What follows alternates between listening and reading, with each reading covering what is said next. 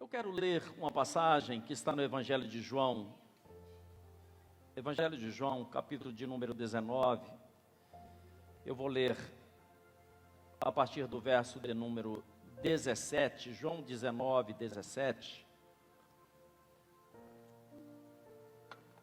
Diz assim a minha Bíblia, João 19, 17. E assim, carregando a sua própria cruz, Jesus saiu para um lugar chamado Calvário, Gólgota, no aramaico,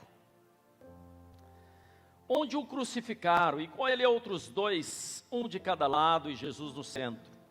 E Pilatos mandou escrever uma placa e pregá-la no alto da cruz, com os seguintes dizeres: Jesus Nazareno, o Rei dos Judeus. Diga comigo assim: Jesus Nazareno, Ele é o Rei dos Judeus. Amados, depois nós estaremos lendo mais. Deixa a sua Bíblia aberta aí nesse lugar. A crucifixão foi o pior castigo que um ser humano pôde receber. Curioso, a crucifixão não foi criada pelos romanos, foi criada por outros povos. Era a forma mais cruel de matar alguém. Acontece que em Jerusalém, nós já estivemos lá, existe lá ainda o Gólgota, está lá, é no encosto de uma montanha, de uma pequena montanha, e tem o formato de uma caveira. Nós já estivemos lá por 2 vezes, está lá, o formato da caveira.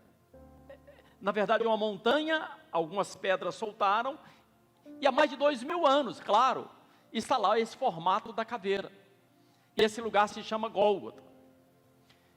Hoje, embaixo, pertence aos muçulmanos, mas Jesus foi crucificado, e não apenas Jesus, muitas pessoas foram crucificadas naquele lugar, no Gólgota. Acontece, queridos, que eram crucificados criminosos, pessoas terríveis.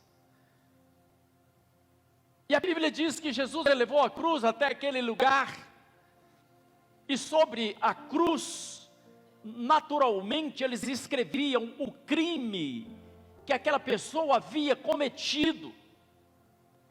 Olha, essa pessoa está sendo crucificada porque ela falou mal de César.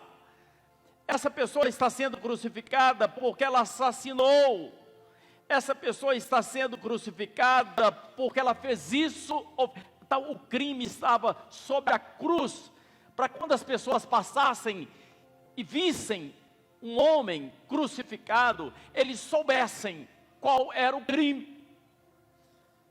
E a Bíblia fala que eles colocaram 2 homens que eram ladrões, e no meio, Jesus estava no meio. Jesus sempre tem que estar no meio. Quando Jesus tinha 12 anos, ele foi até o templo. Jesus estava no meio dos doutores ensinando. Quando Jesus foi crucificado, aqui a Bíblia diz também que ele estava no centro. E as pessoas perguntaram: escuta, o que nós vamos escrever em cima da cruz? E aqui a Bíblia diz que Herodes mandou escrever assim: Jesus Nazareno, o Rei dos Judeus. Os judeus não gostaram muito. Mas Herodes diz assim: o que eu escrevi, está lá, porque ele se diz que é o Rei dos Judeus. Na verdade, ele é realmente, a placa estava confirmando aquilo que ele é realmente. Queridos, Jesus é o Rei que morreu pelos seus súditos. Ele morreu por mim, e Ele morreu também por você, e Ele morreu por todos aqueles que o aceitarem, todos aqueles que rasgarem o seu coração e dizer assim: Jesus, entra na minha vida. Não, queridos, não interessa o que você fez, não interessa qual foi o seu pecado, não interessa. Aliás, eu queria te fazer uma pergunta. Se fosse você que estivesse sendo crucificado, o que é que estaria escrito sobre você? O que é que poderiam escrever? Olha, estou sendo crucificado porque fui um baita de um mentiroso. Estou sendo crucificado porque fui um fofoqueiro daqueles de marca maior. Estou sendo crucificado porque fui adúltero. Quantos pecados eu cometi. Estou sendo crucificado. Por cima da nossa cabeça, o que estaria escrito por sobre a sua cabeça? Pensa aí, você com os braços abertos, escrito em cima: olha, estou sendo crucificado porque o meu coração foi muito duro e eu não entendi quem era o Filho de Deus. Olha que situação. Olha que situação. Sabe, amados, claro que todos nós temos um passado, cada um tem as suas histórias, né? E aquilo que nós fizemos no passado, e o inimigo muitas vezes tenta jogar na sua cara, dizer assim: você fez isso, você fez aquilo outro. Não é assim? O diabo, ele cobra conta, sabia, queridos? Volta e meia, coisas que nós fizemos até mesmo antes da nossa conversão, olha, muito antes, ele chega e fala assim: mas você está na igreja, eu te conheço. Por isso, nessa noite, igreja, eu quero te chamar, em nome de Jesus. Eu quero te chamar a uma coisa chamada arrependimento. Arrependimento, querido, é uma dor profunda por aquilo que você fez e desagradou a Deus. Sabe aquele negócio, aquela coisa errada, que você sabe que estava errado e desagradou ao Senhor, e Deus virou o rosto, porque Deus não pode olhar para o pecado. Deus virou o rosto até mesmo para Jesus, porque quando Jesus estava na cruz, os pecados da humanidade estavam sobre ele, e o próprio Pai virou o rosto, porque Deus não pode olhar para o pecado, porque Ele é todo santo. Mas eu e você precisamos de uma coisa chamada arrependimento. Arrependimento, irmão, é mudança de pensamento. Eu gosto de repetir isso: é mudança de pensamento, é mudança de atitude, é mudança de caminho. Sabemos que o inimigo nos acusa, mas tem situações que ele nos acusa, que a gente diz: olha, mas quando eu fiz isso, diabo, eu estava lá atrás, hoje eu não faço mais isso. A Bíblia diz que aquele que roubava não roube mais, aquele que mentia não minta mais, aquele que adulterava não adultere mais. É um chamado. Nós não sabemos que hora que o Senhor vai nos chamar para a eternidade, queridos, mas uma coisa nós sabemos: a nossa vida precisa estar limpa, lavada pelo sangue do Cordeiro. No verso número 20, diz assim: muitos judeus leram a placa, e a placa estava escrita em aramaico, latim e também em grego. Grego era a linguagem universal, como o inglês hoje é a língua universal, era o grego. Curioso, o pecado é universal. O pecado é universal, não tem o pecado, o brasileiro, o pecado brasileiro, outra coisa é o pecado pro canadense, não. Pecado é pecado. Pecado é quando nós erramos o alvo. Nós sabíamos o que deveríamos fazer, mas nós não fizemos, ou fizemos errado. Por isso que está também em 3 línguas, porque o perdão também é universal. Eu acho que você não ouviu o que eu disse. O perdão para essa carga, para esse peso, para essa culpa que você carrega dentro de você. O perdão, ele é universal. E quando você dobra os seus joelhos, quando você clama ao Senhor, quando você diz assim: Deus, me perdoa, imediatamente o Senhor ouve a sua voz, e o Senhor dos céus, Ele perdoa os seus pecados. Foi por isso que Jesus veio e morreu na cruz do Calvário.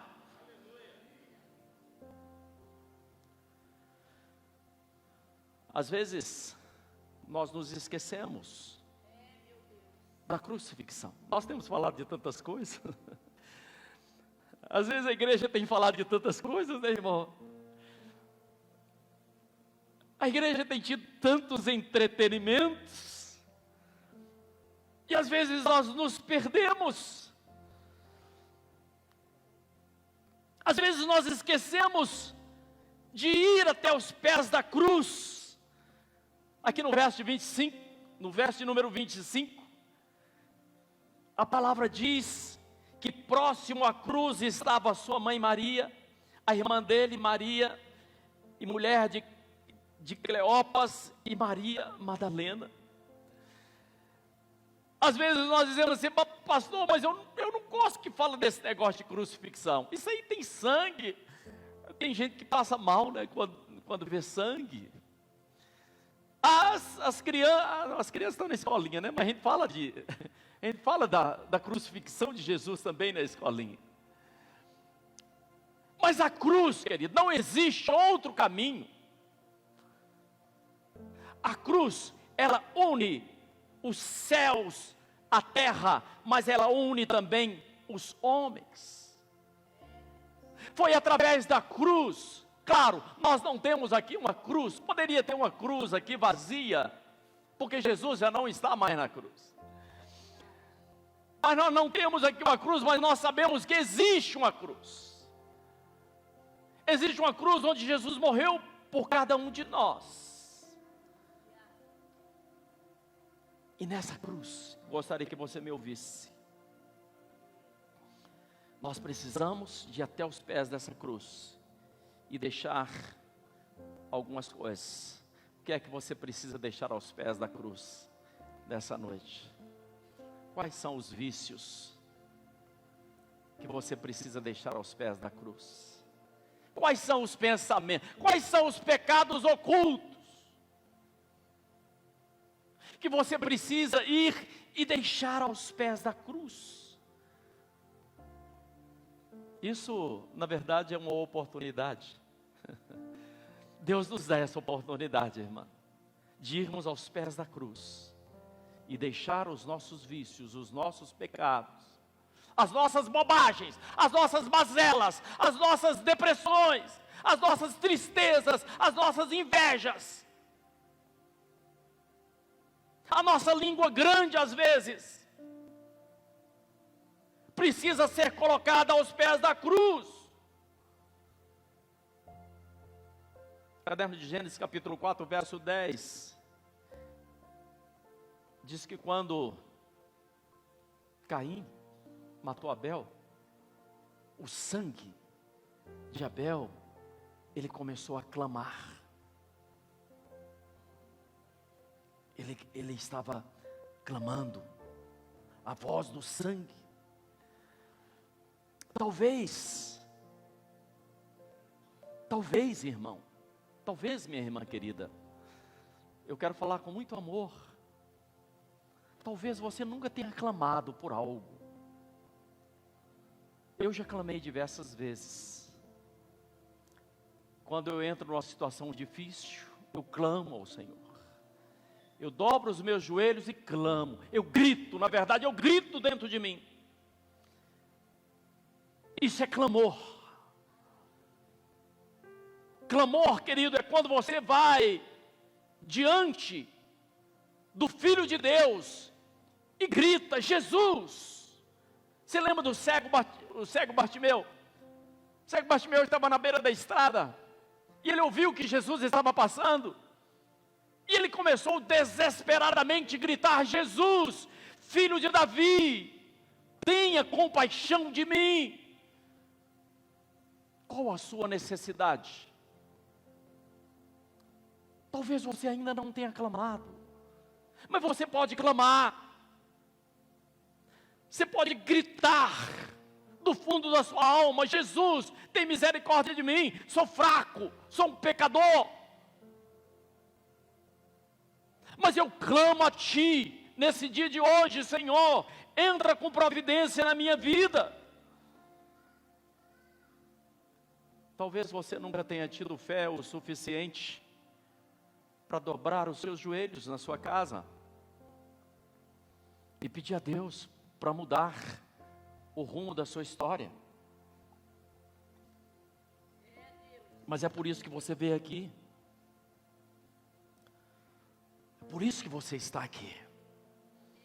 No Antigo Testamento, os sacerdotes colocavam suas vestes brancas e degolavam alguns animais, o cordeirinho, e com aquele sangue, o sangue representava a purificação. Eles lavavam, eles derramavam o sangue inocente para purificar os pecados. Não, nós não estamos mais no Antigo Testamento. Nós estamos no tempo da graça, no tempo em que Jesus, Ele derramou o seu sangue. Sabe, irmãos, Jesus, deixa eu falar uma coisa para você, Ele muda tudo, viu? Fala para quem está do seu lado: Jesus é capaz de mudar tudo. Jesus muda. Sabe por que Ele muda? Eu digo porque Ele mudou a minha vida. Vocês me ouviram, irmãos? Eu estou falando que Jesus muda porque Ele mudou a minha vida. Eu tive pecados horríveis, irmãos. Eu tive pecados horríveis. Eu me envergonharia de falar aqui. Mas Deus sabe. E Ele me perdoou. E Ele perdoa você também. Ramachanda Kandarabalai. Ele quer perdoar pessoas aqui nessa noite. Deus quer mudar vidas nessa noite. Deus quer mudar casamentos aqui nessa noite. Ele te perdoa daquilo que você fez no passado. Ele muda a sua vida. Ele muda a sua história. Jesus, Ele muda a sua história. Mas para entrar na presença de Jesus, igreja, nós precisamos colocar vestes brancas de adoração. É o Espírito Santo que nos coloca essas vestes brancas. Ele coloca as vestes brancas. E todos nós temos um DNA do nosso Pai. Nós parecemos com o nosso Pai. Às vezes eu pego a foto do meu pai e olho o que eu pareço com o meu pai. Não, eu tenho um DNA espiritual, você tem um DNA espiritual, você se parece com o seu Pai Celestial. Eu acho que você não ouviu o que eu disse, você se parece com o seu Pai espiritual. E Jesus, Ele morreu naquela cruz, nós sabemos disso, mas Ele ressuscitou. Deixa eu contar uma história para vocês. Diz que em um determinado lugar apareceu, era um lugar que criava-se ovelhas. E uma certa feita apareceu lá, perdido, um filhotinho de leão. E o leão, ele aprendeu a viver no meio das ovelhas. E ele achava que ele era uma ovelhinha. Ele nunca havia rugido, porque ele só ouvia balido de ovelhas. Acontece que aquele leãozinho, ele foi crescendo, se tornou um leão enorme. E uma certa feita ele percebeu que ele era diferente. Ele não era igual àquelas ovelhinhas. E ele começou a perceber, o som não saía da sua boca como saía o som das ovelhinhas. E ele começou a entender que ele precisava mudança. Ele precisava de uma mudança. Eu sei que tem pessoas aqui, assim como eu, que precisam de mudança. Talvez nós pensávamos que éramos uma coisa, mas não éramos. Pensávamos que era uma ovelhinha, um cabritinho, mas não somos. Só que tem um detalhe: toda mudança provoca conflito. Diga para quem está do seu lado: toda mudança traz conflito. Quando está na hora da gente mudar, você fala assim: será que eu mudo? Será que eu não mudo? Será que eu sou uma ovelhinha ou será que eu sou realmente um leão? Mas aquele leão, depois que ele percebeu que ele era um leão, ele não podia voltar atrás. Ele não podia desanimar. Ele não podia ir na conversa de outras pessoas. Ele não podia desmaiar. Sabe que tem problemas na nossa vida que dá vontade de desmaiar. Mas nós não podemos recuar. Deixa eu falar uma coisa para os irmãos. Ouça bem o que eu vou dizer. Talvez você diga assim: eu estou vivendo uma luta ferrenha. Se você está vivendo uma luta, você está no caminho certo. Eu acho que só 2 pessoas ouviram o que eu disse. Se você está passando uma batalha, é porque você está no caminho certo. É porque Deus está trazendo mudanças na sua vida. Porque coisas novas vão chegar na sua vida. E é por isso que nós estamos aqui. Para que você ouça a palavra. Não é para chegar ao final dessa mensagem e você dizer assim: o que mesmo que o pastor falou? Não, querido, a palavra ela é viva e eficaz. Ela é mais cortante do que uma espada de 2 gumes. Ela é viva. A espada é a palavra de Deus e ela também é eficaz. Ela produz um efeito. A palavra produz um efeito. E é esse efeito que traz mudança. As mudanças da nossa vida, elas acontecem à medida que nós caminhamos, à medida que nós não retrocedemos, à medida que nós chegamos em frente.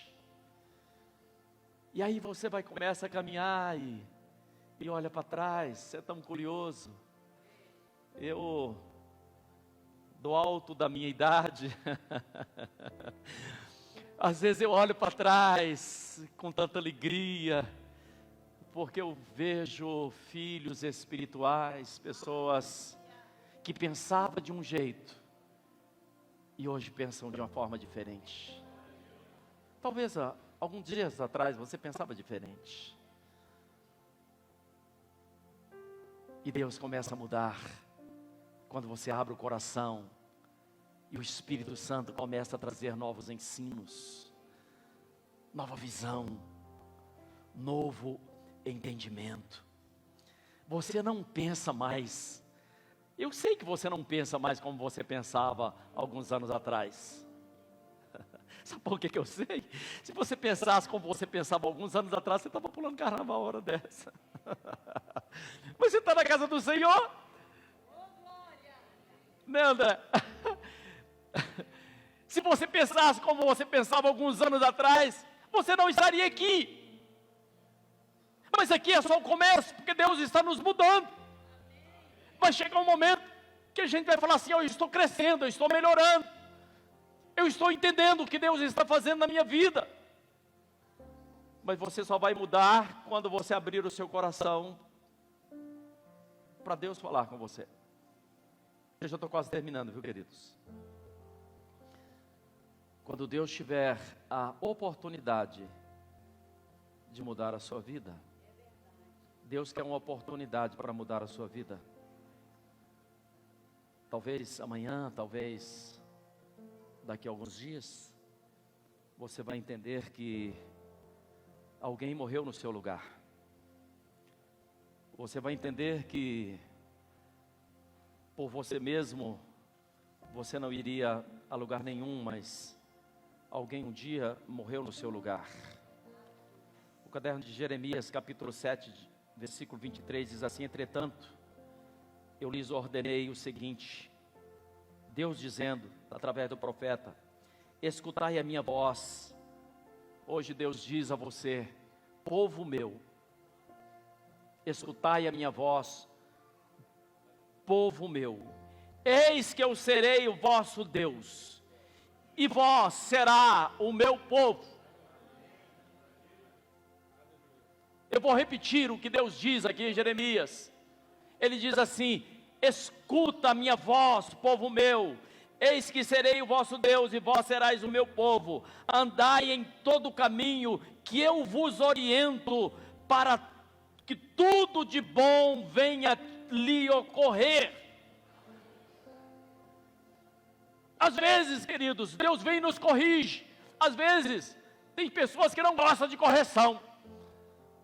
Quando Deus vem nos corrigir e nós não aceitamos, nós fechamos o canal para Deus trabalhar a nossa vida. Não feche o seu coração quando Deus estiver te corrigindo, quando Deus estiver te orientando. Se você não se deixa corrigir, você acaba retrocedendo, você acaba voltando atrás. Algumas das suas fraquezas, as mentiras, os pecados sexuais, a pornografia, a língua grande, não sei, a fofoca, enfim, ela acaba te segurando e você não pode seguir adiante. Eu sinto muito, talvez você veio aqui para me ouvir pregar sobre prosperidade, enfim, mas eu prego aquilo que o Espírito Santo manda eu pregar, e é por isso que eu estou falando essa palavra, porque a igreja precisa de arrependimento, porque você não é um cordeiro, você é um leão, e um leão ele precisa aprender, queridos. O leão é um bicho incrível, ele tem uma caixa na sua barriga, no seu estômago. Você sabia que ele deita, fica naquela postura, né? E existe um leão chamado leão da tribo de Judá, e o leão deita, e quando ele começa a rugir, você sabia que o rugido de um leão, segundo os estudiosos, se ouve até 80 quilômetros de distância, ouve-se o rugido de um leão. Eu acho que talvez você até o dia de hoje esteja andando como um cordeiro, e Jesus ele é um cordeiro, mas tem momentos que Jesus não é um cordeiro, ele é um leão.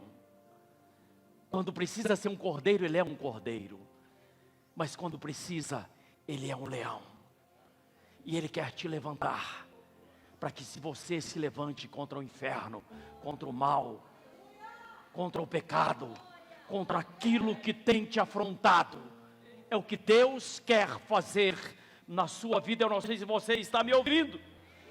A sua natureza é de leão, o seu rugido é de leão, a sua força é de leão, porque nós temos o DNA de um Deus, que é Jesus Cristo. Ele é o leão que morreu na cruz, mas ressuscitou e vive para todo sempre. Igreja, você precisa entender isso. Para terminar, eu quero que você dê uma olhada comigo no caderno de Apocalipse. Vamos ler Apocalipse, capítulo de número 5, verso de número 9. Preste atenção. Nós estamos de passagem nessa terra, nós não permaneceremos aqui por toda a nossa vida. Mas Apocalipse 5, 9 diz assim: e eles cantavam um cântico novo. Tu és digno de tomar o livro, de abrir os selos, porque fostes morto, e com o teu sangue compraste para Deus. Sabe o que Jesus comprou para Deus?